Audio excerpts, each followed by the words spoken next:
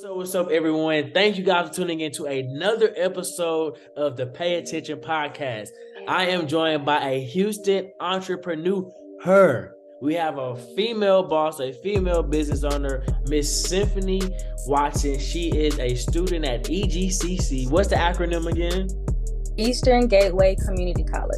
Eastern Gateway Community College. She is studying healthcare administration. She's looking to finish up her associate's degree and go into med school right after. Did I say that correctly? Nursing, but yeah. Nursing school. I got to make sure, because I'm not a nursing major, but I got to make sure I put some respect on your career and your studies. So, okay, lit. So, boom. So, we got you going healthcare administration. Let's talk about SympliBeauty. First, who is the woman behind SympliBeauty?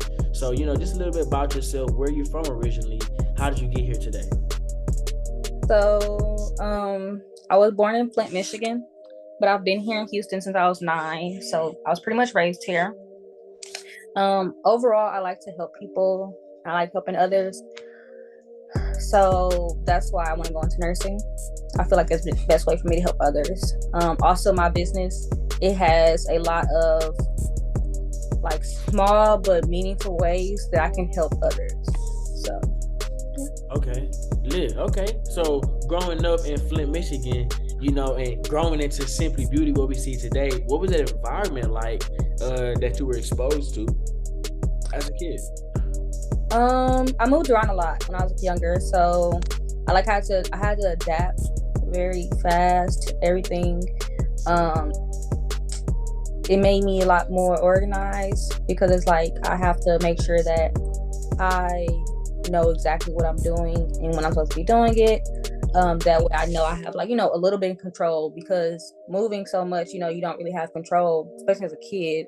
So the little control that I do have, I make sure that I pretty much make the most out of it. So my family is very family oriented, we're very close knit.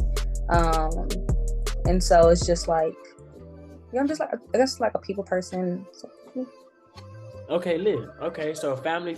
So you're a family girl. You're a family person. Absolutely. Okay, lit. Okay, so Flint, Michigan. When did you make the transition to Houston? How did you get into Houston? I moved here this summer. My birthday's in April. We moved here in August. My mom just liked to move a lot when I was younger. After her grandfather passed away, she just didn't feel like she had anything to stay in Flint for. Okay. So we used to just move around whenever she felt like moving. And then we finally came down here, and I was just like, can we please just stay down here? Just because I can we just stay? And just we've been here ever since. So.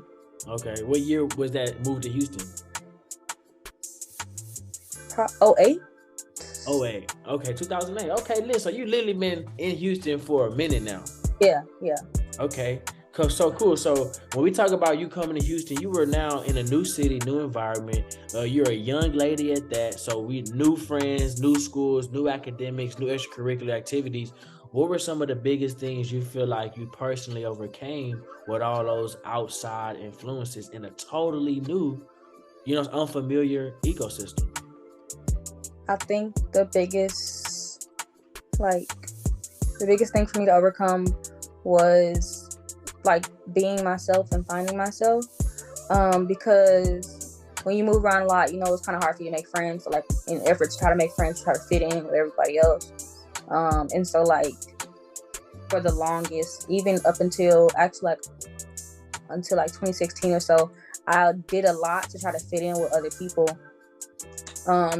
Just because, I didn't want to lose a friend, or right. I didn't seem like I was unlikable or anything. So, I just tried to fit in as much as possible.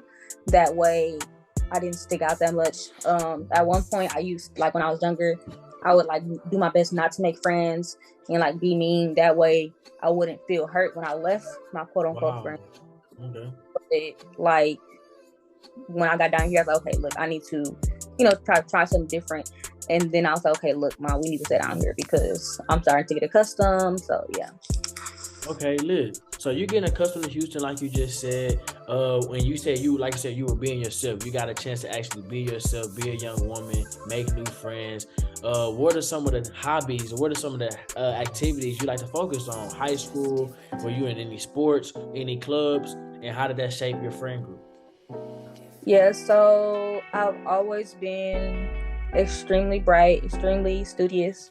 So I've always done the National Honor Society and the National Junior Honor Society. I ran track in high school and in middle school. I played volleyball in middle school. I was a dancer in high school.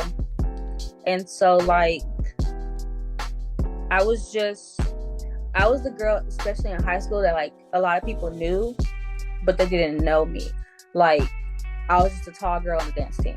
Like, you know, I was, yeah. But for the most part, so I didn't really hang out with a lot of people. The only people I kind of hung out with were the people I ran track with, because the track team was like a real family. But I'm the kind of person, like, I'm so very, like, I always focus on my schooling. And like, because of that, you know, you don't always go out, you know, you don't do all the quote unquote fun things. So Yeah. I was to myself. Okay, lit. So, you know what I'm saying? I want to stay right here just a little bit, because I'm very interested in, for the audience that's watching, to find out a little bit more about you. You know, what are some adjectives or characteristics that you like to describe yourself as, if you were just talking in general? Responsible, dependable. I would definitely say driven. Okay. Outgoing. Let me think. Yeah. Okay. Yeah. That's lit. Okay. I feel you. Okay. So you said driven, responsible. Was there anyone I missed? I think I missed one of them that you said. Outgoing. Okay. Cool. So those are some quick traits. So for a lot of people that kind of, what do I like to say, attract to you, they're more so on the same frequency. They're more so on the same borderline, similar habits, similar characteristics. Yes. Okay, cool. So now let's talk about being a young lady, right? Being in Houston, you know, you said you wanted to make your own, be your own. You got SympliBeauty. You know, what was it like going from just being a student to being a full-time business owner, being a personal figure in your community? You know what I'm saying? Doing something for the girls of your community, and just being in that role. You know, so what were just some of the biggest things you feel like pushed you to make that decision to take that next role as a business owner? So I originally wanted my business. I wanted a business before I even knew that I wanted a business. I just wanted to make something that was my own. And it started off as skincare. And I was trying to figure out a way to get into the skincare business. And I felt like lip gloss was going to be the best way for me to get into it. And so when I started doing more research on lip gloss, I got to thinking, like, you know, most of us, we buy lip gloss from the beauty store, or, you know, from Revlon, CoverGirl, all these other little name brands and stuff like that. And we're just putting this stuff on. Mm-hmm. And so it's like, everything that I do, I have to make it me. I'm not a plain. And so I had to make sure I put my own twist on it, and then make sure it felt authentic to me. And so I was like, okay, what can I do to like make and sell lip gloss, but make it feel right for me? And when I did a lot of research, I realized that like half the products, ingredients in our lip gloss, like, unless you are a biochemistry major, you don't even know like what it is or what it does. Wow. And so with my business, everything that I put in my lip gloss is organic. It's all natural. And it's stuff that you could probably find around your greenhouse. So it's just about putting it together and in the right format. So that was, honestly, I had a better turnout doing it than I thought I would.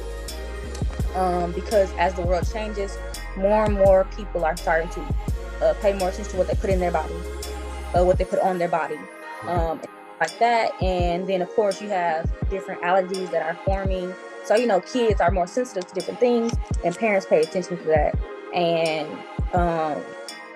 I have found that a lot of times my customers are women who have little girls, because they're really buying it for the little girls. And it's because I have pretty colored lip gloss. I have a blue lip gloss. Well, it was like a monthly thing, but I had a blue lip gloss. I got a gold one, and girls like things like that. And then my tubing. The tubes that I use are different. Like, I don't just always, like, I have regular squeeze tubes, but I don't just have squeeze tubes. I have a lot of different other tubes that I found, and I try to make sure that I keep it interesting. And so I always do a gloss of the month. I didn't do one this month, but I'm definitely gonna do one for February. Okay, lit. Black History Month. Okay, little Black History Month. Yeah. With my gloss of the month, I do it in a different tube, and it's a totally different product. It's like limited edition type thing, and so I make sure I stay creative and top of my toes, but I also make sure I take the feedback of my customers and potential customers. So. Okay, I got you. So we got Miss Symphony Watson, originally from Flint, Michigan, moving around a lot with family, transitioned to Houston around 2008.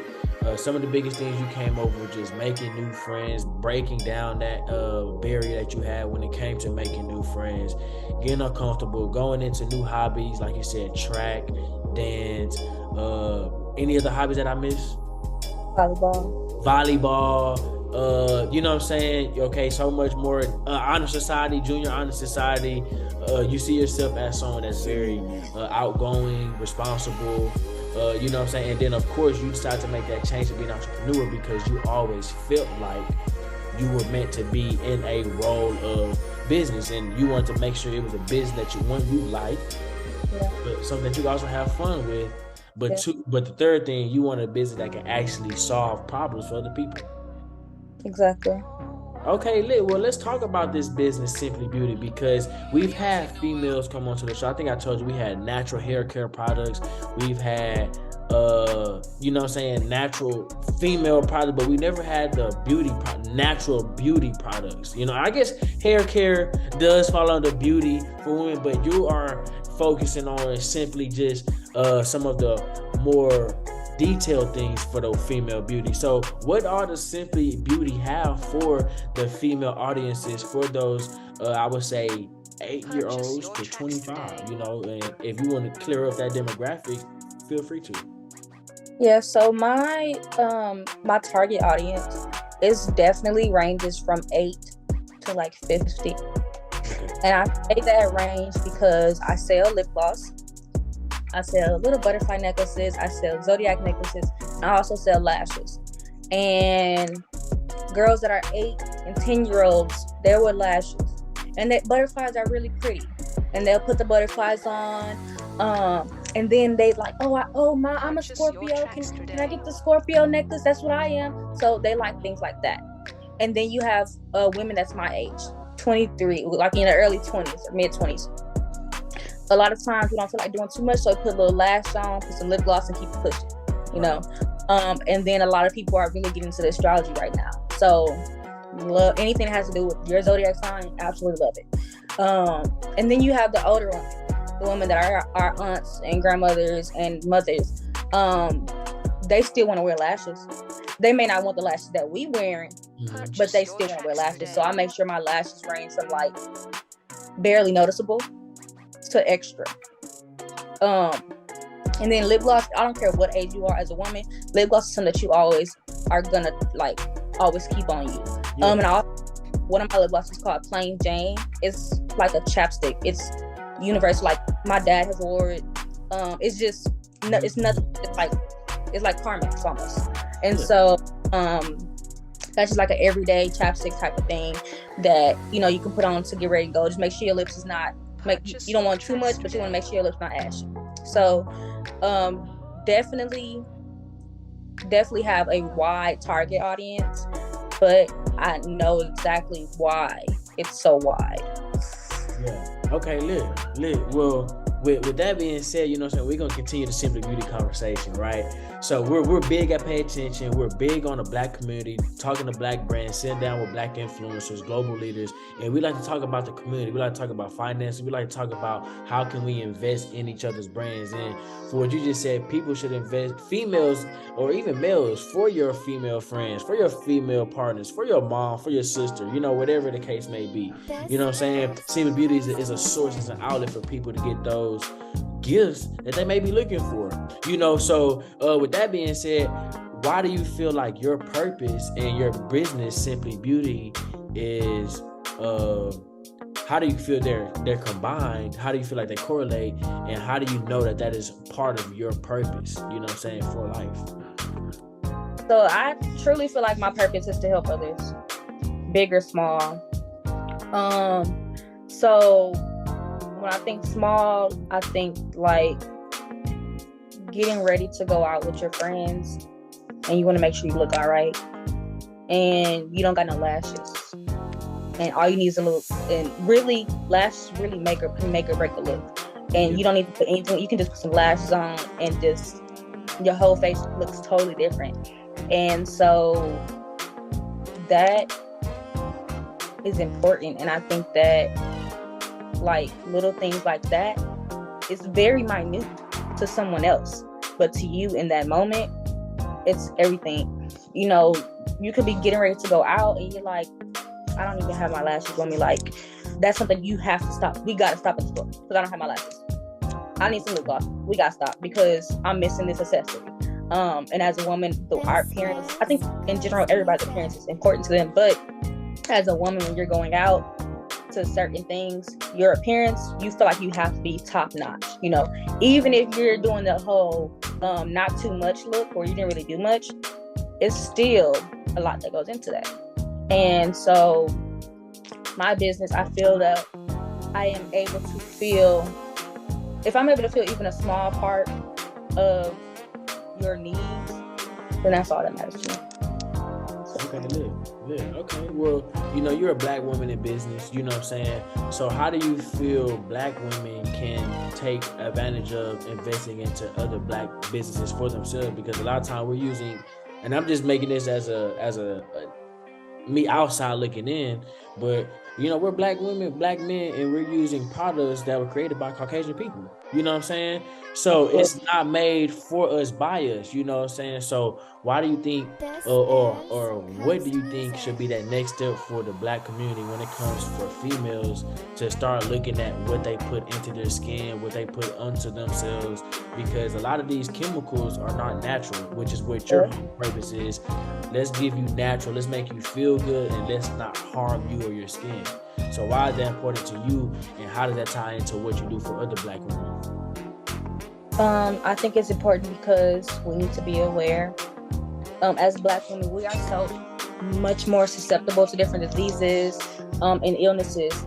And a lot of times it's something simple as doing the research, a simple Google search.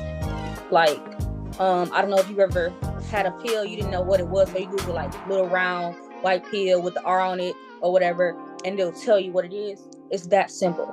And because for so long we just been doing it just because that's just how we've been doing it, that's just what everybody do, we almost are pretty much careless in our care. And so it's like, I understand it's not for everybody, that's perfectly fine, and you may not get it for the benefits of it, you may just get it because you like it. But definitely I think that we need to pay a lot more attention to what, like you said, put on our body, what we suscept ourselves to, like what we like what we're watching. No, I don't want to say what we're watching, but what we're watching, what we're reading, and things like that. Like instead of using Tresemme, you can use Maya, you know, and things like that, because we know what's best for our skin. We know what's best for our hair because we're Black women. A white woman can't tell me what's best for my hair because she has a totally different grade of hair than I do. So, yeah. Okay, cool. And I'm pretty sure that you're, you know what I'm saying, you're also in conversation with other female business owners and brand owners, you know. So I want to use this to kind of talk to the female audience that's watching this that may not be in their own brands, or may not be in their own businesses, what are some of the challenges you've overcame, or some of the ones you witnessed as a Black woman in business, especially leading your own business? The biggest thing that's like stuck with me is when I was doing my research before I actually launched my business. It's this girl, her name is Porcelain Doll. A woman know her on Facebook. Because I do a lot of I'm in a lot of Facebook groups. That's where I get a lot of my business stuff from. But she was basically like, she told me I wasn't gonna make no money. Doing lip gloss was gonna be dumb because it's oversaturated and stuff like that. So one thing, like, I love to tell people, nothing is oversaturated. It's not oversaturated. Okay. When we have holidays, 6 people can make the macaroni, right? And everybody might like one of the other ones for different reasons. The market may have some other lip gloss. Like for me, I'm like, oh, people, everybody's doing lip gloss, blah, blah, blah. Okay, but they don't have me doing my lip gloss.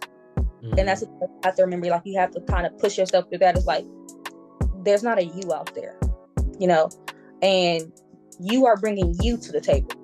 So you have to kind of just tune in with yourself. A month and a half straight before I actually started even making lip gloss, and even before I launched, I was writing down. I wrote this paragraph every day, and I was like, "Thank you, God, for allowing me to have a successful business. Please continue." Basically, I was foreshadowing thanks, and I was just trying to make sure I had a clear mind about what I wanted to do, and was asking God to help guide me through my journey, because I wanted to make sure that this was something that doesn't flop. I don't want it to just be like, oh, she fell off. No, I want it to be something that not only am I grateful for, but I'm also doing good with it. Right. So, it's definitely nice to ask those people for their opinions, their inputs. You definitely want to do your research, but at the same time, you have to know that it's your business. If it doesn't feel right to you, don't do it. Because if it doesn't feel right to me, I'm not going to do it, because I can't put my all into something that doesn't feel right to me. Right. Okay, so now let's talk about just the female community as a whole. You know what I'm saying? Because I want to make sure that we do not leave any stone unturned. Are there any female mentors, entrepreneurs that you like to follow on social media that have a certain drive, a certain mindset that other people, even guys, can learn from female mentors and female business owners? So what are some people that you like to study, pay attention to, or follow on social media?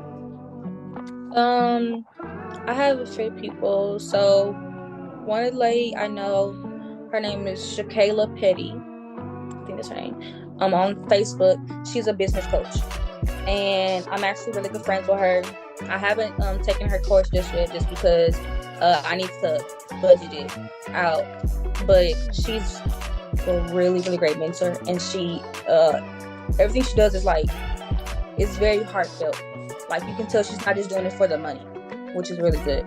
Another one, she's also a coach as well. Her name is Ashley Brooks. But her Instagram is the Twiggy Strategy. Say one more time. It's called. She is a very kind-hearted. The Twiggy Strategy, TWIGGY strategy. Well, put the in front, but yeah. She's a very, very beautiful person. I did a networking event in August, and she came out and she was just telling us about your branding. She does branding, and she teaches you how to brand yourself correctly. And her brand as a whole is very it's very uniform, and you can see what she's talking. She's actually practicing what she preaches. I also look at different things Jackie Ina, just because of the person that she is and how she transitioned from being a makeup influencer to a business owner, and just the things that she done with that. And honestly, that was really it. I pay attention to I watched a lot of YouTube. Talking about starting a business, things you need to learn, stuff like that. I watched Local Black Child on YouTube a lot. She's a really, really nice little girl. But I don't want to call her a little girl, but she's a really, really cool person, what it seems like, from her YouTube channel. Yeah. And she tells you, she does not gatekeep. She tells you exactly, the things that she's done and like how she does them, and like even like things that like came wrong for her, and like how you can like not make the same mistake. So yeah. Okay, cool. Okay, so are there any well, I'm not gonna say are there any, what are a few or one of your 2023 goals for Simply Beauty? Let me see, because I have it written right here on my whiteboard. I have them that by month. I have different goals every month, but let's get the first 3 months. Let's get the first quarter of the year. Okay. So in January, sell $150 worth of products, ship to 3 new states, restock jewelry when I'm down to 20 pieces. Okay. In February, sell 250 in products. Then sell 350 in products in March. Okay. 1 pop-up shop in March, and ship to 2 new states. Okay, so you want to expand the actual outreach of the Simply Beauty conglomerate, who we ship to, as well as increase the number of individual units sold. Yes. Lit. Okay, cool. So before we wrap this up, one, I do want to have you give your advice to the ladies, to the females, to the audience that's watching this, even the men. Right, what is some advice you would like to leave on this podcast for people to take with them throughout the day, throughout the week, or even throughout the rest of the year? I think something like, as a business owner, is, like I said, always only like do what's best for you, and you have to feel it. And don't do nothing before you talk to God or talk to Allah or whomever you worship, because you have to have that real guidance. And, talking to your friends and your parents, that's nice and cool, but it's like everybody's opinionated. But for me, whenever I do anything for my business, I always talk to God about it first. I'm like, hey, look, just, guide me through my steps. And then within the next couple of days, like, something will come up and I'll be like, okay, good. As a person though, it's definitely always be authentically you, because you are what makes everything else that you touch. There's no Simply Beauty without Symphony. So Simply Beauty is the way that she is because of Symphony. And so it's like you have to make sure that no matter what, you can, it's like, would you feel all right if somebody came in and took over your business? Because that's what you're doing when you're not doing it with your full intention, with your full desire. So. Lit. Okay, cool. Well, thank you again for topping on. That has been our episode with Miss Symphony Watson, founder, CEO of Simply Beauty, an extraordinary female beauty brand where you can come again, get your lip balms, your lip glosses, your jewelry, any other things that I may have missed from you as a brand. Just your lashes as well. Lashes. Ladies, your lashes, right? So I do want to have you again shout out yourself, social media, for people to follow you and tag you at on all platforms. Okay, yeah. So my personal pages on everything is The Official Sim, as one word. And then my business is Simply Beauty, which is SympliBeauty.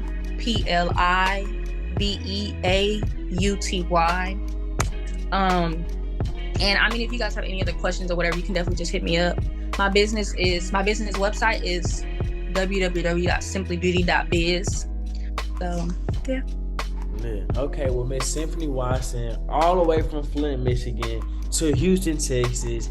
Simply Beauty, her baby, her business, her brand.